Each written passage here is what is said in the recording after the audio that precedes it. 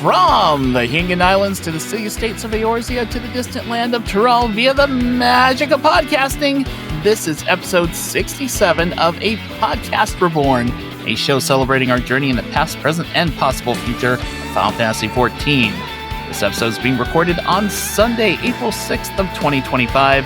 As always, the following podcast may contain mature language and will almost definitely contain spoilers for any content in the game. This week, including but not limited to the patch 7.2 MSQ. You have been warned.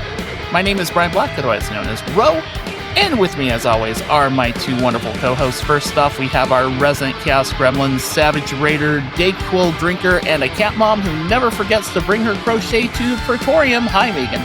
Hello. Yeah, I've been getting really into crochet lately, which is different than knitting. BTW. And, yeah, it turns out there's a lot of time when you're playing Final Fantasy when you're just kind of watching TV, so you can crochet at the same time. It's great.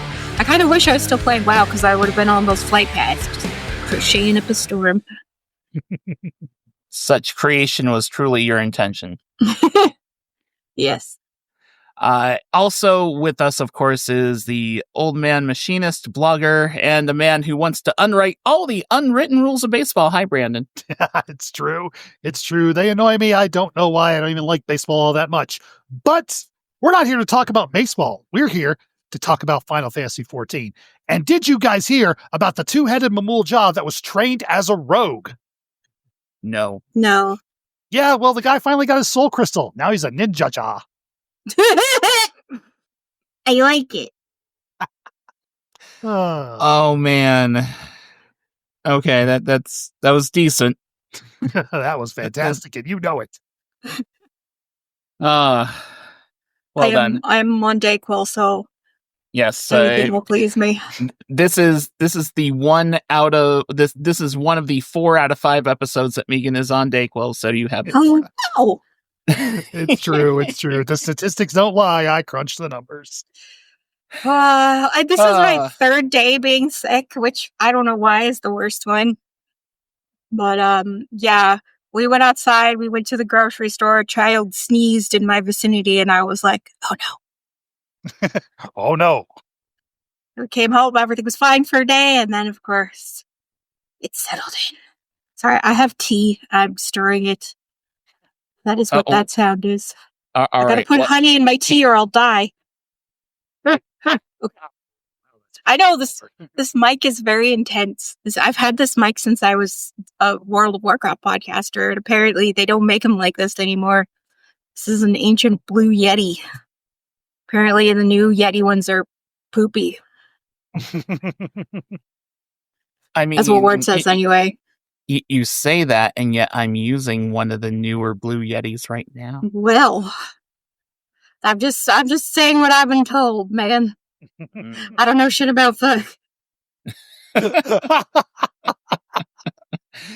That will not be the episode title. I was going to ask, is that going on the short list for episode titles? No, that is not going on the list of episode title suggestions. All right, so we hope that you enjoyed our March Madness episodes, the Waifu Wars and Husbando Hullabaloo, but it's time to return to our regularly scheduled idiocy and chaos. And that's talking about Final Fantasy XIV and latest content that's been out. The newest patch has been out for, a couple of weeks now. Savage has been a thing. I think people beat Savage, I'm pretty sure. I think Savage just came out, didn't it? Yeah, just this past week. The Savage only phase for the last fight looks freaking crazy, and to anyone who even dares attempt that in the first couple weeks, all I can say is my hat's off to you, because just the normal version of the fight, some insane stuff. Before we dive into the Arcadion, I just big picture, looking at what we've had so far, which is basically the MSQ, the raid, and whatever little adjustments and stuff that have been made. Brandon, how are you feeling about 7.2 so far, given that most of the content that we're probably looking forward to isn't even here yet? Yeah, I'm honestly getting a little bit tired of the delayed release schedule of like half the, pieces that are supposed to be like prominent with patches. But I digress. That's not something that's ever going to change because I don't know. I guess Yoshi P is afraid of everyone blowing through it all too quickly and then going, we have nothing to do. 7.2, the MSQ was really, really good. I did not see a lot of what happened in 7.2 coming. I kind of wish it had come out before we did our Waifu Wars episode because Sphene definitely would have been in my waifu list for sure. Yeah, she's. I think she needs more time and love, and before I'm willing to waifu. I think this Sphene is going to become a regular Scion. I mean, that would be cool. But I don't know if I see that happening. I think there's more of a chance of this happening with Sphene than there ever was with Zero. You're probably right, but I absolutely foresee her basically saying, all right, I don't have a choice. I will become queen of what's left of Alexandria again after we put Calyx into the deleted recycling bin folder. Because apparently we're not done with the endless nonsense yet. Yeah, I was kind of like, guys, come on. Do we gotta?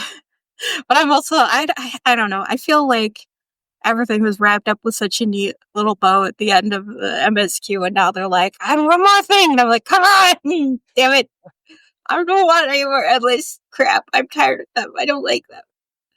Well, I mean, so are you folks of the opinion that these story developments in 7.2 are kind of a response to feedback from 7.0, or do you think that this was part of the plan all along? Because I really think this was part of the plan all along. I absolutely agree. I'm sure this was part of the plan. I think it was always the plan. Go ahead, Meagan. I think that they always had what they wanted to do with all the Final Fantasy IX characters planned out, and so they're just like going through that. And I think that they're like, I do think that they definitely had like, you got to know Sphene the Construct, now you're going to get to know real Sphene. And I'm like, ooh, okay, I guess, cool. But I'm also like, I don't know. I'm very like neutral on this one. Like none of it even really stuck in my brain needs. But I'm not gonna like say that it's fault. I'm out of it, man. I can't do memory recall on important shit. I just felt like I have not played Final Fantasy IX. I felt like there was a lot of shit that I was just like not. Like there was a lot of moments where I'm like, I bet this was really important, or like this really hit people in the feels, but I got nothing. To be clear, when it comes to 7.2 stuff in Final Fantasy IX, the biggest thing was the Beatrix reference in Zilenia. That's it. There aren't as many Final Fantasy IX plot beats as you might think. There's a couple of references to like names and places and stuff like that, but honestly, I would say that I can't really see how this mirrors that much of Final Fantasy IX really at all. I mean, that's pretty much what happened with the 4 fiends from, what was it, Final Fantasy IV? Yeah. The Endwalker patches. I mean, yeah, there's like, we got the names, and we've got general things about their theme right, and that's pretty much what they've done with Sphene, Alexandria, and all the Final Fantasy IX references. I mean, they mentioned Lindblom, that's another thing, but exactly, Lindblom wasn't Final Fantasy IX, but... And I mean, even in this case, they didn't even keep some of the names, like, obviously Beatrix, Steiner, and Garnet all had their names changed to Zilenia, Otis, and Sphene, respectively. Mm-hmm. But I don't know. I think it's pretty on tradition for Final Fantasy XIV to like vaguely reference things in other Final Fantasy games, but not necessarily crib from them whole hog, so to speak. Yeah, all I got out of it was what I always get out of it, which is just a giant woman. Giant robot woman, no less. Mm-hmm. I was like, damn, those are some big robo titties. Like, they were... Oh my God. I was like, why does she... Are they cooling fans? What are these? Why? Those are they're nuts and bolts. They're literally bolted. Like, why? I understand their why. fuel Okay. tanks. I understand why in the cosmic sense. Have you I'm just like seen every time Austin Powers? if she shot bullets out of her titties, then I would be like, yeah, okay, I get it. Justified. Fucking mammary missiles lock on. Fine. But I don't know. As a tit haver, they're inconvenient. All right? They suck to have. They're great to observe. Like, I love tits on other women. I hate my own. Like, they're always in the way. They're heavy. They're sweaty. Okay, I guess robots don't gotta worry about being sweaty. But, like, she's swinging a two-handed sword around. Why does she got robo honkers? Like, she's gonna clank on the side of those things. Okay, on her wings. I guarantee no other Final Fantasy 14 podcast tackles the deep matter like we do when it comes to Zelenia's metallic boobs. I cut to the core of the issues, all right? I have the steamiest of hot takes. If anyone is shocked about this after everything we said about Sir Otis in the last episode... Fair. Oh, God. That wasn't even me, okay? I know. That is also shocking to say. That wasn't you. Oh my gosh. I love doing this show so much.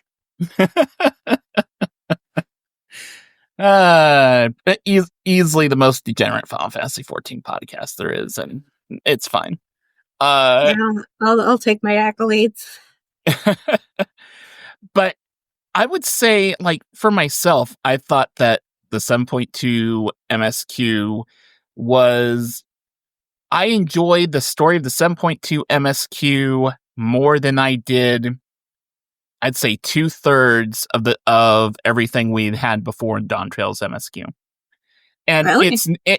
And before anyone starts, it has nothing to do with because it wasn't on Wuklamat. That Wuklamat's not an issue to me. I'm quote unquote pro Wuklamat. I think Wuklamat is great. I also don't think that this part of the story was a story that she really didn't have to be involved in, and that was clear by her presence was pretty minimal, pretty much about the same as the Scions. This one, I don't know. I was intrigued a bit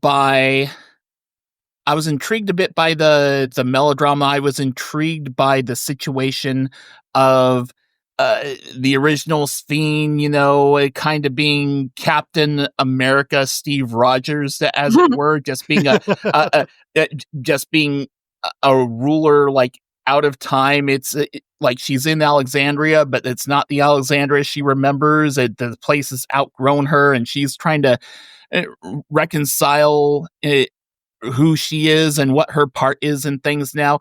And just all of that just felt deeper and more meaningful to me, and it was more introspective, whereas Wuklamat's journey in the 7.0 MSQ, which again is fine, it's just a very different tone. The tone of this patch is very similar to, I think it's because the tone of the story is similar to the tone of large portions of Endwalker and Shadowbringers, whereas the tone of Dawn Trail 7.0 MSQ is entirely a shonen anime, I feel like there is a real missed opportunity here, and I feel like we're doing a bit of like the straw man thing. Okay, so there's this trope wherein you introduce a villain who has like an interesting idea, and then you just have them do some evil shit because we can't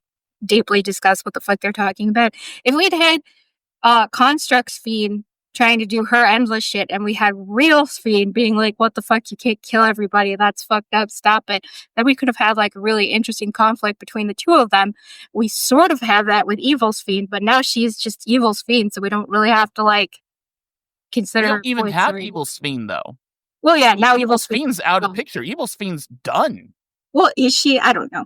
That's the thing. I'm pretty sure she is. I think the focus is now on Calyx, the way he basically gets rid of Evil Sphene at the end of that Zelenia fight. I think that's kind of lame too. Like, I don't know. The whole endless thing was like this philosophical question and like, what does it mean to be alive? And like, is it worth giving up your mortal life to live endlessly in happiness? Is that even living if there's no strife? And is it even you, or is it just some computer simulation of your memories? Answer: yes, it is just a simulation of your memories, and you are fucking dead. Did you But ever play anyway. Soma? Yeah, I'm in the middle of it. Yeah, I was definitely, this whole thing definitely gives me Soma vibes. So I'm far enough in Soma, extreme spoilers for Soma, that I've figured out where the main character came from and what he is. And I'm willing to believe that that is a fully... The thing is that I don't believe in continuation of consciousness when it comes to an AI or a copy of somebody's brain or mind or soul or whatever. I don't believe that your consciousness goes straight from your body into the next one. I believe that like you die, you end, you reach oblivion, and then some other copy gets booted up and gets to live on with your memories and shit. It's like the same thing of like if you had a twin sibling, you would have the exact same DNA. Like when people are like, oh, this character died, but he was cloned and he has all the memories, so it's like he didn't die at all. I'm like, no, main guy's dead. Like same thing with Crystal Exarch, I guess. Like he died. It's a very philosophical thing of if the tree falls in the forest. No, well, the thing is, like in Soma, they are addressing the like quantum of like, all the scientists are trying to put their brain in a computer so the computer can get on a satellite and go to space, and so they can live forever in utopia. But they're like, oh, but we gotta fucking die the second that the conscious transfers, or else we're not gonna have a transfer of consciousness. I'm like, they're addressing it, and I like that, and I find that to be like the ultimate question of like, do you actually continue on? Because the clone will say, yeah, sure, I continued on because they've got all your memories. And to them, it will be instantaneous. But like to you in the meat sack, I don't think it is. I think you just blink out. And like I can't see any other way for it to be unless it's some sort of spiritual magic woohoo. And who knows? Maybe it's Final Fantasy. Who fucking knows? Our souls are little drops of light pooing around in a river. So who fucking knows? But 1 minute we're talking about... 1 minute we're talking about Malibu's, the next minute we're talking about philosophy and cloning. There are two wolves inside of you. Both of them, in Meagan's case, are on Dayquil. One wants to talk about transhumanism and philosophy, and the other one wants to talk about giant woman, big boob, robot boob. But why does the robot boob? You know why robot boob. Good. Show of hands here. Is anyone not a fan of Calyx? What do you mean, like as a plot device? I hate him because he's a villain. He's a very bad boy. Mean, in terms of there's good villains and bad villains. Well, I mean, it's like sure you're supposed to be. I don't think I know enough supposed to necessarily root for the antagonist, but do you think that Calyx is an intriguing and interesting antagonist? Well, he's intriguing so far, but so far he's kind of a super mystery, and he's like, haha, I have reached the life equation, and my logic is totally sound. I'm like, okay, what's your logic? He's like, fuck you, bye. I'm like, how about you give me your speech, damn it? The thing with Calyx is that we have not had hardly any time to like have him be set up, and then all of a sudden he has to be the villain of the 0.1 through 0.3 patches, and we don't even see him in the 0.1 patches. He's still very much, the man in the shadow manipulating the thing. We finally get a little bit of a picture of him. We learn kind of what he's about, and he's doing that really stupid, annoying thing where he's like, oh, you're all insects beneath me all, and I'm just going to like have this completely stoic expression all the time. I have calculated your chance of success to be blah, blah, blah %. Oh, you have exceeded my expectation. Like, shut up, bitch. Yeah. Like also, well, okay, I get that there's subtle things that could be really interesting. Like, why, if you're a computer construct, do you still have like a fucking picked line in your neck? Exactly. Like, for your disease. Like, clearly you still have some hang-ups and some things left over from your human life. I just feel like he could be really interesting. He could be completely bland and dumb and lame and the worst thing ever. Not enough data, sir. I am hoping that this is not just an expansion boss. And I know that the odds are that yes, he's just an expansion boss. I'm hoping that this is a character that has more that has a more of a stay than just 0.1 to 0.2 to 0.3. Honestly, I hadn't considered that even as a possibility, but you're right. If he does get to live on beyond, Dawn Trail, and we get to chase him down to whatever he ends up deciding to go after. But he's in the computer. Yeah, his status as an endless, and if we shut down all of living memory, where the heck is he being stored at? Does make that difficult, but I'm sure they can write ways around that. I'm also just it's so fucked up that he's like, yeah, I just have the soldiers just start killing people. I'm like, whoa, holy shit, dude. What the fuck? He's like, yeah, everybody's got trauma. I'm just gonna trigger it a little bit. Like, oh yeah, you guys are coming to grips with death. You're starting to think it's not a big deal. Guess what? Try again, bitch. Oh, Jesus Christ. But yeah, that's, I don't know. I feel like, he is a sick child. Sure, that's sympathy points. But the fact that he's willing to just yeah, civilians, fuck them. As long as I get the ones wearing my little blue headpieces to be everybody more scared. Wear my merch. Oh, I don't. That's the thing is that I'm still not super jazzed about the whole endless thing. I feel like it was a little too soon, and it was a little too much of a swerve on us. Of we just had our big emotional, oh god, everyone dies, everything ends, but that's what makes life worth living. Expansion. And then you're going to be like, yeah, this is the fun expansion. And I was so down for fun expansion. And most of the expansion is just fun. We're just going around. We're having our little Wuklamaad adventures. We're making friends with weird looking guys and we're doing stuff and it's cool. And then it's just yeah, everybody dies and your parents are probably going to die before you. It's like, great, thanks. It's probably going to be soon. You should probably call your mom. It's like, God damn it. Yoshi, calm the fuck down. It's imagine Yoshi P invites you to go to a summer resort and then just hits you with that shit. It's like, bro! Then hits you with, hey, here's a place you were expecting to meet all these cool parental figures. I'm going to time jump it 30 years in the future and 2 of them are going to be dead. Yeah. And oh god. It was yes, I know that it is very cliche to have, Final Fantasy is anime kids crying about mortality while they kill God, yeah, sure. But I thought we were doing something different for just one expansion. And that's what I was promised. That's what I wanted. And things are shitty enough, dude. I'm aware, especially after your last expansion, we're all gonna die. And all things must end. Yes, sir, I'm on board. I got that message. But I would like to have some of those fun times that make the darkness worth it, sir. I think when it comes to Dawn Trail as a whole, one of the things that I found I've kind of missed, and I'm not saying that the game's terrible because it's not there right now, but I'm hoping that at some point it's reintroduced, is I kind of like a health, it doesn't have to be a majority, but I like a little bit of political intrigue, and right now it just kind of seems like the world's all happy united. Political intrigue is fine, but not nihilistic fucking we're all gonna die, let's question what morality and sentience even mean. Come on, dude, calm down. Right. 5 minutes, please. 5 minutes. If we could have just had a political intrigue between Alexandria and Tuliolo, that would have been great. And then we could have saved all this endless stuff for patches or something. I don't know.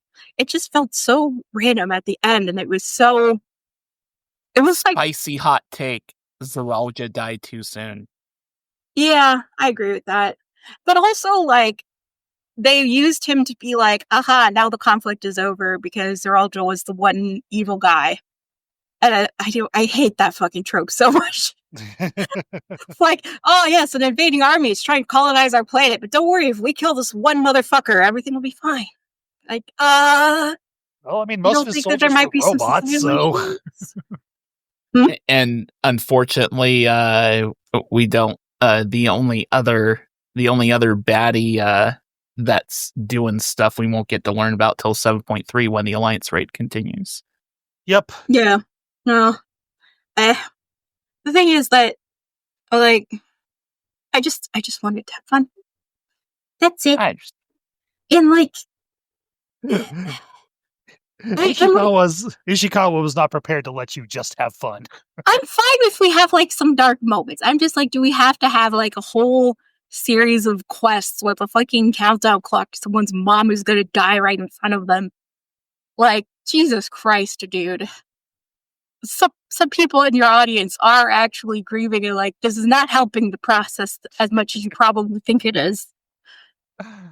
Because we also are like, that's not actually his mom. There's a fucking computer simulation. So is there a point in him telling her anything? I don't know. It could be for him, I guess, but if that's up to him and his decision, and like, this whole situation just makes me feel bad. your cats agree too. Was there a cat sound? That is not her cats. That is my son yelling at whatever video game he's playing. Oh, never mind. The skin children, not the fur Yes. babies. Pardon me 1 second. No problem. Yeah, I mean, I guess I see where you're coming. I don't know why I'm not as fazed by that. Maybe, you know Have you what? lost a parent? No, technically yes. But I don't think that the tone of the story has necessarily like bothered felt me like- as much because I think the problem that I have was that it didn't go deep enough. Like, it left so much up in the air. I didn't feel like there was even a catharsis with like, oh my god, my brain. Arvel and his mom. Like, I felt like they just kind of circled around each other, looked in different directions, and then she was gone. And it's like, does that happen in real life? Yeah, sure. I'm not here to experience real life. Give me a fucking catharsis, you bastard. Or like, make the fact that there's no catharsis like the point. You know, like, it felt underwritten, I guess, as like, if you're gonna throw these super heavy themes at me, I really want it to be like meaty and like dig into it and like, but it felt very surface level, and it felt very like, oh, I guess that just happened. Well, that sucked. Moving on. We gotta fight a giant robot lady. I mean, sometimes that's how it goes. That's Sure. But like, I would like somebody. My mom. I would like Ehrenfeld to be like, I wonder if I should have talked to her. Well, I guess sometimes that's just how life. Like, I would like to have had some discussion, some follow up, some deconstruction, some fictionalizing, that's an interesting topic. Let's talk about it. But it's just like, nope. Ehrenfeld doesn't talk about his feelings, so we're just never going to talk about it. I'm like, I think some of that is just due to the point at which that stuff went down is close to the end of the 7.0 MSQs, and it's like there's not much time to digest it. But then, yes, you could say, well, there's future content patches, but do people want 7.1 and 0.2 to be spent with Aaronville looking back on that, or do they want? Yeah, that's more interesting to me than I don't know, giant robot titty lady. Like,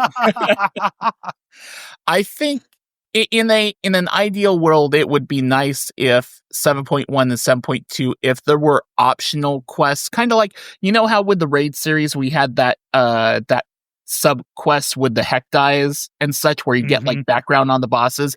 It would be nice if they have like an extra quest line or two.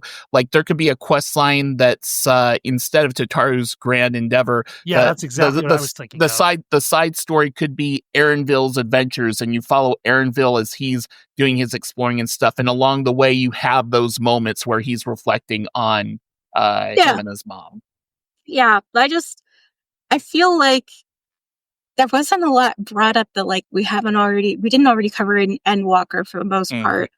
Especially with, like, people you love, you're gonna lose them eventually, but that doesn't mean that it wasn't worth loving them and all that stuff. And it's just like, it felt so, because it wasn't the entire expansion storyline, and it all felt very like rush to the end because we got to shut down evil Spain. But like, come on, like, if you're gonna bring up these super heavy themes, I feel like they need room to breathe, and they need room to, have some good meaty shit happening, and you just kind of be like, oh yeah, there's Carl's parents. Well, they ate ice cream. They're gone now. It's like, Like, okay. Like, I don't know. I feel like it should have either been patch content and we should have just had like fun adventures the whole time, because it could have been like, yeah, this was the fun expansion pack, and then we get to the end and it's like, oh, but the expansion, the patches, man, oh boy, that's where shit gets real. But like, it was too much. It was too fast. It was like, and I feel like it was underwritten. And I've been suing on it for a long time, and it's like, I guess, I don't know, like when it's a bunch of like heavier topics and when I'm in like a heavier place when I'm going through it, I'm like, hello, yes, I would like to go through it. Like, I would like it to be explored. Like, I don't just want to be like, just reminding that, like, I would like there to be more said than just like, that sucks, huh? Yeah, it did. That does suck when that happens. Like, yeah, okay, moving on. Giant robot lady to fight. Does this one have tits? I don't know. Did Queen Eternal have them? I don't remember. Looks like. I don't think she does. All right.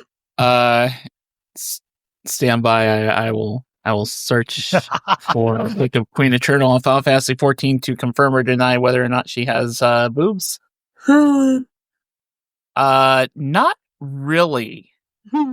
There's definitely upper abdomen going along, but as far as like real presentable breasts, no. Yeah, I think she's just vaguely femininely shaped. Yes, accurate. Like, she has a waist, but not really. She doesn't have like separate boobas. Just kind of a little. What's the opposite of a dent? Protrusion. Slight protrusion. Yeah. A bump. A bump. There we go. Yeah. Yeah, we tackle all the hard stuff here. All right. Okay, I've warned them before we started recording. I was like, warning, I am a Dayquil. Yes. True. Okay, so separate the Arcadion from this, because the Arcadion in this story is an entirely different beast. 7.2 MSQ, 1 to 10. Where does it fall for you, Meagan? Like a 5. Like, I didn't dislike it. It's fine. I am interested in, like, the whole Sphere out of time stuff. It's just, I'm not jazzed about doing more endless shit. And like, but, that's like, I just feel like I feel like there wasn't enough, new, like, stuff explained, or I didn't feel hooked. I'm not like, oh my god, what's gonna happen next? I'm just kind of like, more endless shit. But like, I am like, oh, Sphere, I wonder what's going on with her, which, I don't know. It's fine. I don't dislike it. I'm just like, nah, it's fine. Brandon, how about you? On its own, I don't think there's like enough there to like, rate it super highly, just because it is, just a patch storyline. I'm grateful that we got to meet the real Sphere. I really enjoyed all the times we ran around her and learning how she feels about, the new Alexandria compared to the Alexandria she last knew. Sphere in jorts is pretty fucking funny, I must say. It is absolutely adorable. Wait, hold on. I'm going to tell you something right now. I'm giving the content an 8. It would have gotten a 10, except for the biggest problem. The biggest problem. Actually, I have 2 big problems with this content patch. And it is the rear left and rear right pocket of those fucking jorts. My God, girl. Get some shorter pockets. No, man, it's in. Those look so fucking tacky. Oh my God. Every time I see her pockets, I want to choke the designer. You are so unfashionable. It means that they used to be long pants, but she cut them. That makes them cool. Because it's not like she wanted. Those pockets annoy me so fucking much. You have no idea. Those pockets annoy me more than Lise ever did on her worst day. Clearly, she didn't want to wear long pants. Oh, wait, she's wearing leggings underneath. So I was going to say. Her look is fine. The look is fine, except for the fucking pockets. I know, it's so dumb. I have no fucking idea. I'm like, why though? It must be like some designer thing of like, the fucking Gucci shorts or some shit. Who knows? But yeah, that cracked me the fuck up, especially when everybody and the rest of the outfit is all just like high tech, techie, cyberpunk looking shit. And it's just like, yeah, I cut the legs off my jeans. What? Girl, why didn't you cut off and trim the pockets? She's like, I only know how to. Can you imagine if she put something in those pockets, how bad it would look? Have it bouncing off her ass cheeks? Yes! Her keys are just jangling as it hits the back of her thighs. Oh, nobody to blame for this, right? Those are Shale's pants. I was going to say, isn't that Shale's clothing? Yeah. Maybe. Does Shale have more booty? Do the pockets not hang out? She's an Ellison. I don't think Ellison has much in the way of booty. Oh my God.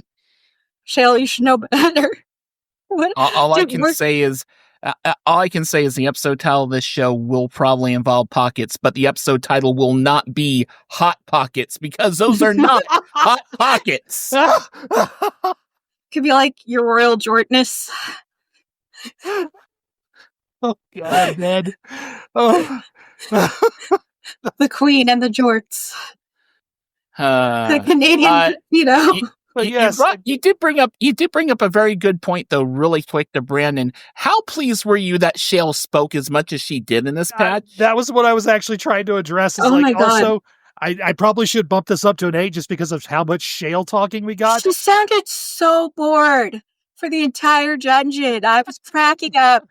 She's like, yeah, so there's gonna be like some monsters ahead of me. Oh my God, the alarms are going. I'm like, Shale, people are dying.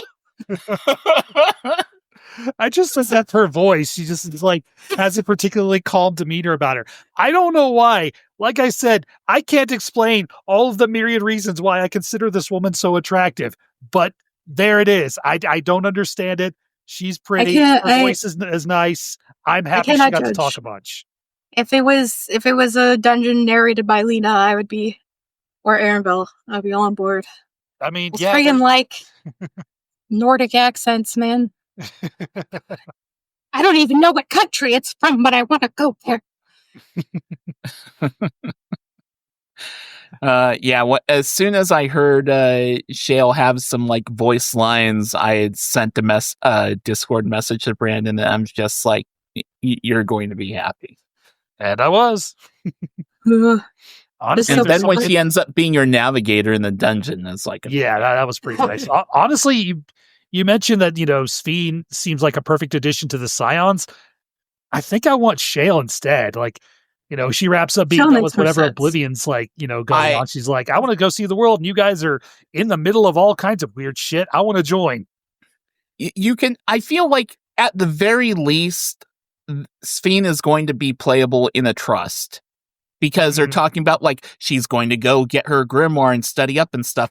And I watched another video on YouTube. I forget who brought it up, but it was the content creator. The guy's name is J-Malls. But he brought up a good point. The Scions that were Arcanists have new jobs, right? That is true. So maybe Sphene is going to be our new Arcanist. Yeah, maybe could work. Maybe she can summon we can make her a summoner, and she can summon like robot versions of all the primals. No, I mean you can do with her what they did with Alphino before he went Sage, is he make Sphene either heals or DPS.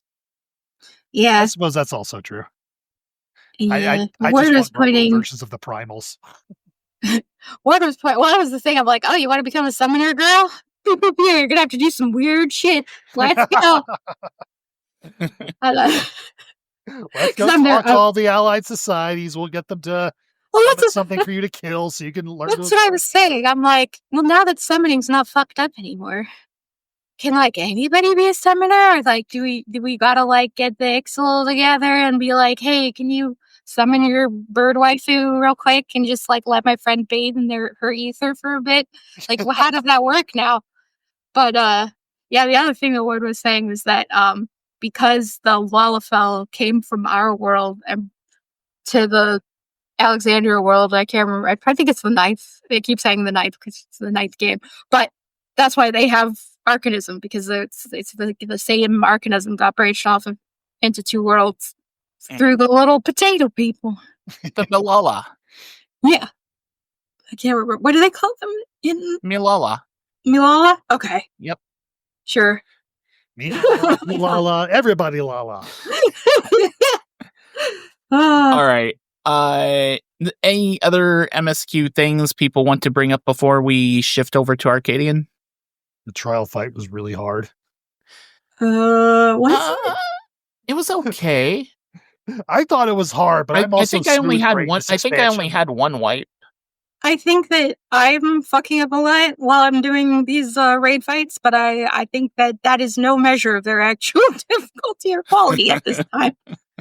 I admit I've been really smooth brain this whole expansion. Like, I still don't get Straybro Deadwalk's first boss at all.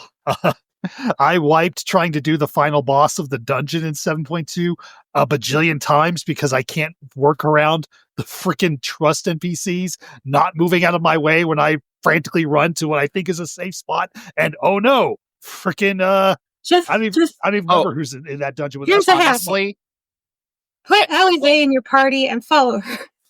Well, normally that's what I do, except when they introduce mechanics where you have to spread. And then I have to figure out, where's a safe place I can go that the trust NPCs won't run to and kill me? Trust NPC AI is not perfect by any means. Yeah, you might need to talk faster to another human being. I'm sorry. Yeah. Well, the thing is I normally do the trusts first. So I'm like, okay, I understand the mechanics of this fight now. So then when I, go back and then, run the dungeon in expert roulette ad nauseum, I can, generally be somewhat intelligent with the fights. Look, if it's the first week, nobody cares. Fuck up all day, every day. Nobody has. You're probably right. But honestly, anytime I'm running a dungeon and there's a spread mechanic to where everyone has to go to an individual safe place, 9 times out of 10, I go to what I think is a safe spot, and freaking Y'shtola's there, and we kill each other, and I have to restart the entire fight again. Well, I mean, there's your problem. You were standing in Y'shtola's spot. True. Can you put marks on their heads and trust? I don't know. I don't trust that often. I've never tried. You might want to try that. I mean, the thing is if you're in a group with other people and you don't realize, this is a safe spot, or that's a safe spot, and you end up cleaving, getting cleaved by somebody else, the fight doesn't end. The healer can be like, all right, freaking swift cast res. And that's why you should go with other people, because when I was doing this dungeon, me as the summoner and as the summoner and the healer both ate shit, and then Ward and the tank killed the boss. Yeah. But it's like any time there's a fight where it requires spreading out and you have to stand in very specific spots, or else you will, take enough damage to kill yourself. I have the worst problem with them. The last one I remember wiping on like 12 times before I gave up and ran it with other people was the dungeon in Endwalker, where you're like going through all the different like dead worlds, and it's that one fight where you're fighting the giant robot, and it's like you have to like rotate. Yes, that thing I wiped in that with the trust NPCs because Urianger killed me 12 times in that dungeon before I'm like, all right, screw this. Wait, point of order. Yeah. Why did you just correct yourself from 15 and 12? Because the 12 was the accurate number. With 15, I was being exaggerated. That's okay. I'm sorry. I did. Specific. Yeah, I did a trust with Urianger one time, and he fell down a hill. Like there's a jump down point. I think it was the Mikal's well. And so he jumped down, and we all take a little damage because we jumped out, and he goes, "Ooh, well struck." And I was man's got to compliment the ground. What do you want out of him? Oh my God. So I was just imagining him like walking in his house. He like nips his shin on the coffee table, and he's like, "Oh, my enemy." Coffee table's my enemy. I absolutely believe in that one. He wears a skirt. He has no idea where his legs are. I've been there. All right. Okay. let's talk about Arcadion with what time we got left here. I've got to say, as much, and I do like the 7.2 MSQ a fair bit. Like I said, I gave it an 8, but man, I am surprised by how much I am enjoying not just the fights, but the story and the characters of this raid. Like right now, there's a part of me that's wondering, is it just recency bias? But man, I feel like this might be my favorite raid series of all. Who would have thought that professional wrestling and Hell Final Fantasy yes. 14 would go so good together? Oh yeah, this is my jam as an avid fan of professional wrestling. Yeah, this whole storyline, I'm just absolutely loving it. I'm like, oh look, the clean cut, clean shaven, blonde haired, cat boy. Could you make a John Cena parallel any more obvious? Well, they're very, Or for you super old people like me, a Hulk Hogan one. Except they're even using the terms. They're like, oh, did you think that a scary heel like him and a pretty boy face like me would be friends? Like the savage rates. The savage tokens that you get are called babyface tokens, I think. Oh, like that's amazing. Okay, look, I will tell you straight up, nothing in all of the fucking oh my god, not Endwalker, God help me. What's the name of this expansion? My Dawn brain. Trail.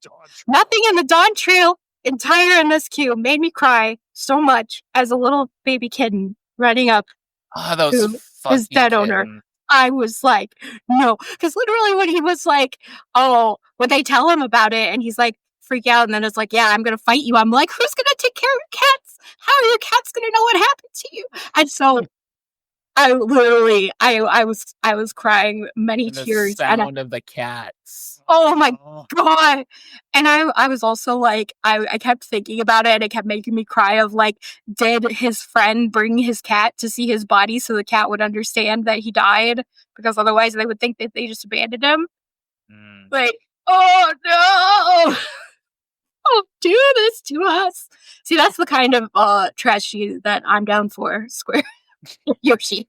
Cat trauma. That's what cat trauma. That's all it takes, man. Like show me like anybody and be like, and they have a cat and the cat loves them and they love the cat and now they've been separated from the cat and I will just be like, oh no, give them the cat back. Like, man, there's nothing more pure than the love between a macho man and his cats. Accurate. All right, my episode title is complete. I'm taking a little bit of column A, a little bit of column B. The episode title's called Pocket Trauma. Oh god. But yeah, I loved all of it. The music, fucking bangers from start to finish. So fucking good. Oh my god, I love each one. They're all so different. They're all so fun in their own ways. Each fight has something have you paid attention to the lyrics of that fucking rap? No, I've been having a hard time understanding it. But there's a couple YouTube videos that have it like written out and stuff like that. The part where she's just like trying to find something that rhymes with orange, I'm just like, stop. Stop. You're not doing this. Stop. Oh my god. English works. Oh, it's so great. I remember my favorite one is the fucking heavy metal song, and I'm pretty sure the lyric is, oh my god, she's a pretender. But it really sounds like, oh my god, she's a potato. So you're in the middle of this really intense fight. There's all this shit going on. Music's rocking out. You just hear, oh my god, she's a potato. And I'm just, fuck. I mean, how many games does this game have about misheard lyrics? Okay, contenders being ready to fry, big fat tacos. I've got the lyrics from the Sugar Riot thing, the part I got about. So the start of the song goes with red, blue, silver, and then she gets to ready, go run, I'm on the block, got me up to orange, gotta rhyme something with orange, say that nothing rhymes with orange, thinking I'll just work without orange. I'm just like... That's fantastic. Oh, see, that song reminded me a lot of I don't know if you guys knew Creepy Nuts. He did the theme song for Mashal and for Dan. Just that sort of like really frenetic and like the little, I don't know what you would call it, the beat sound very, very similar, but like he's a dude. And I don't know. It also just reminded me of like anytime a K-pop song has like a rap breakdown. I was like, yeah, that's what that sounds like. But yeah, that one's great. I love the Funky Frog Fresh guy. Amazing. Yes. I love the hardcore hard metal, and I love the goddamn cock rock on the last boss. Oh Yeah, so good. the variety of the music, it's great. It's very different from a lot of stuff we've had before, and I think that's part of the reason it's so great. It shows the range that they have. Yeah, and it's so cool that like each fight has a different song. It's not just like three fights have.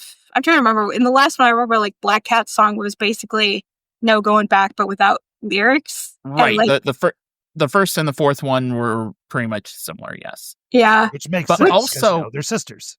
Yeah. If you listen carefully to the music of the songs in this trial, you'll hear bits of melody and theme from earlier stuff in the Arcadion and earlier stuff in Dawn Trail. There's certain themes and passages that they bring it up and they just weave it in to this wacky rap or this, heavy metal thing. It's good. It's all just so fucking good. I think this is my favorite. Ladies and gentlemen, listeners of A Podcast music. Reborn, you know what we must do. We must protect Soken at all costs. Indeed. Yeah. Oh my god. If we ever go back to FanFest, it will just be for the fucking concert because that was the best part by like a wide margin. Oh my god. Getting like I need to put you in a bubble if you go back to I need a bubble fight. Sick after that. I need a costume that has like a full head mask that I can put like filters in it. Oh my god. Well, honestly, given that I'm pretty sure at least, 2 out of 6 outfits that you can buy with trophy crystals that are everywhere in the freaking Solution 9 have respirator masks. Oh my god. You've got I just need to not play the games that they made for us. I really think that's what got me because I was literally like bent over at the waist, full head into a box of like plastic balls, like trying to find a specific color. I'm like, I wonder how I got sick. But favorite fight for me, I know, Brandon, you've seen the whole story, but you haven't played through all 4 of them. Me, you've done all 4 fights, right? Yeah. Today I was trying to do them all a second time, and it was going. It was going well. I'd say that the first and the fourth fights are my favorite, and the third one can go to fucking hell. It's the third one. Great music, great look. I like the theme, but mechanically, oh my gosh, I cannot stress how many times it took doing it blind and figuring out you had to line of sight the freaking corpses. Yeah, that was some bullshit. Me and Ward had to wiped out that like 6 times, I think, at least, with a random group the first time we did it. We weren't having trouble with the line of sight. We did a couple times, but then we figured that out. What our problem was he's like jumping to different walls, and you have to know like which weapon he was wiggling first to know to get in or get out, and we're all just like running around with like chaos, screaming. I'm about to reveal something that's going to blow your mind. Oh god. The third boss of the Arcadion has all the mechanics of all 3 bosses from Aurum Vale. Check it out. I am not kidding. It's all of the Aurum Vale mechanics in a boss. That's literally what that fight is. Fuck! That's why it sucks so much. Oh my god. That's why it was like death to me. Also, I'm running on like 1/3 Like of brain over I here. don't know if the savage version of that fight has a part where you have to pick up fruits, then confirmed. But outside of the picking up fruit shit, you have the whole thing with the big guy doing an inside circle or an outside circle, and then you had God. the part with ads and stuff going on. The freaking thing's a mixture of a Morble and a Cyclops and stuff. They totally took Armvale and put it all in one boss. Maybe And it those makes where he got sense, the 'cause, freaking like- primal souls he was absorbing. Yeah, that's what he looks like Maybe. he did. Oh my God. You bastards. You magnificent bastards. I do have to say, from what I have seen of the second boss, I'm just like, so she's a Pictomancer, but she has cool spray guns instead of Yeah. a pseudo brush wand thing. Basically. Can I play that version of Pictomancer, please? I know, right? Or can I at least get just like a little brush that looks like those spray gun? Just give me one of those. If a machinist and a Pictomancer had a kid, she doesn't like directly attack you. She's just throwing her picto shit at you. yeah. I guess she does. I don't know. Maybe she hits the tank. I don't watch it that close. The desert phase of that fight, totally fine, no problem whatsoever for me. Anytime it does the water and the thunder and stuff, I am running around like a chicken with my head cut off. And then the freaking thunderstorm mechanic, oh my gosh, the size of that AoE is so fucking huge. The thunderstorm, it moves once, twice, and then on the third and last round, it moves twice just to fuck with you. And I get God every goddamn time. I'm like, okay, I saw a move, I'm good. And then it's like, haha, bitch! And then it's so big, I can't get out of it. Psych, you thought? But I love her design, and I love her song, and I love, like, we stand a creative boss in this house. I have a theory on the president. I think the president's the announcer somehow. Yeah. No, I absolutely believe that since we did it for the light heavyweight division. I'm like, yeah, that guy's messing with us. He's absolutely the president. Yeah, I think so too. Especially when he came up with he's an abomination. I'm like, oh yeah, you're real broken up about this shit. Yeah. Well, so here's the thing.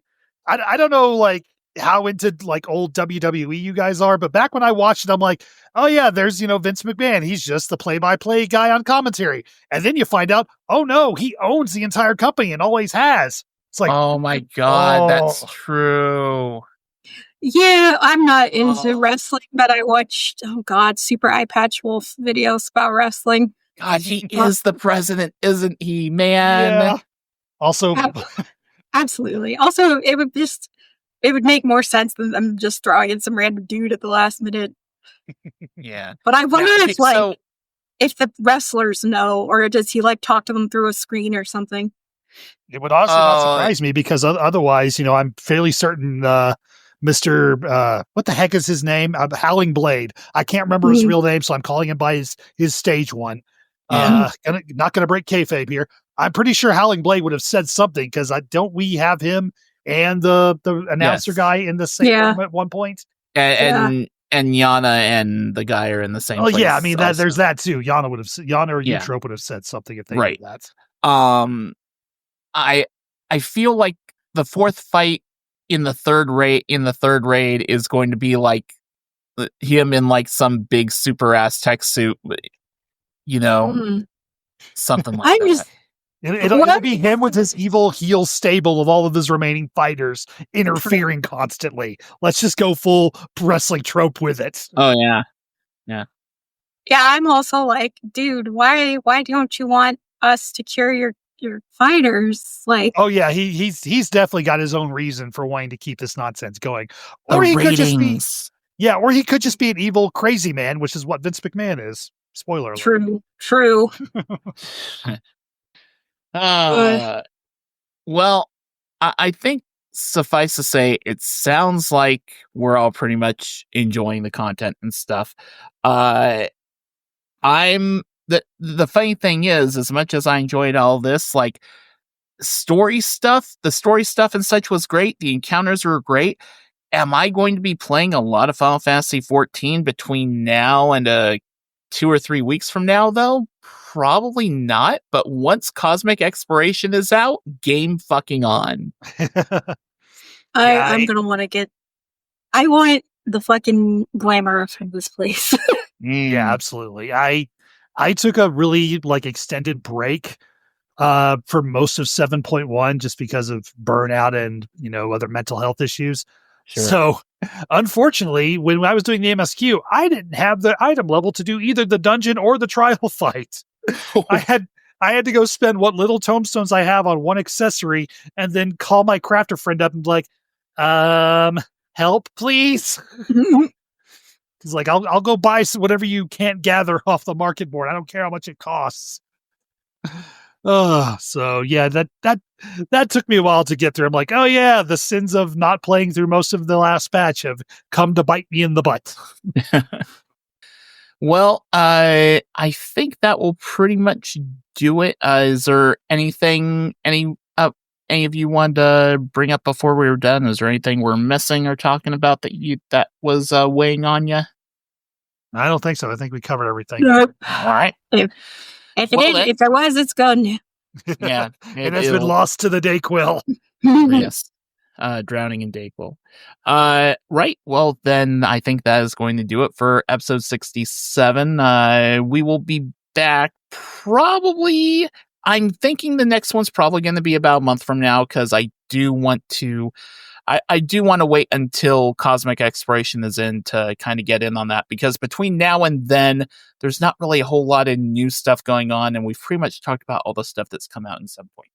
So until then, Meagan, how can people find? You can find me on Blue Sky at Catmom Meagan. That's all one word, and Meagan is spelled Meagan. That's kind of all that I'm active on right now. I'm still working on my Webtoon contest entries, so stay tuned for that, because I don't know. I mean, I'm going to post it. It's going to be up to read, even if I don't win or whatever. But also, you can see many pictures of Butterscotch and Bonbon and just hear my random Dayquil thoughts. Alrighty. And Brandon, how about you? On Blue Sky, I am the BMAT, THEBMATT. You can read my, mostly these days, D&D related writings over at yourquestlogisfull.wordpress.com.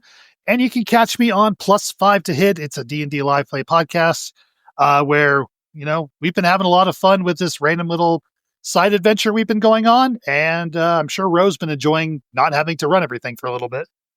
It's been a nice break. We just, while there's only 3 episodes up of this little adventure thing so far, we just wrapped up that adventure a few days ago. So there's 2 more parts that have to go up, but it was a lot of fun. I'm now starting to prepare for the continuation of the main campaign, and I'm going to say it now and announce it now because it's pretty much locked in.